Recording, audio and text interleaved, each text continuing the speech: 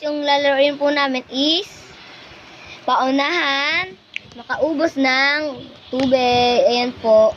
Kapares lang po sila. Maliit lang Ayan po. po. Ito na po. And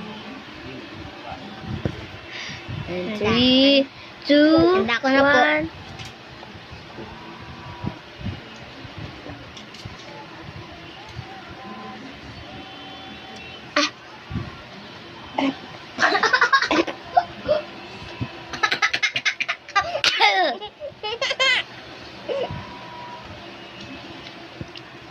Huwag niyo pong kakalimutan mag-comment. Kung natawa kayo. Ano yung ilong niyo yan, ha? Papasok yung tubig sa ilong niya. Sige, ilong mo ilong, tumatawa.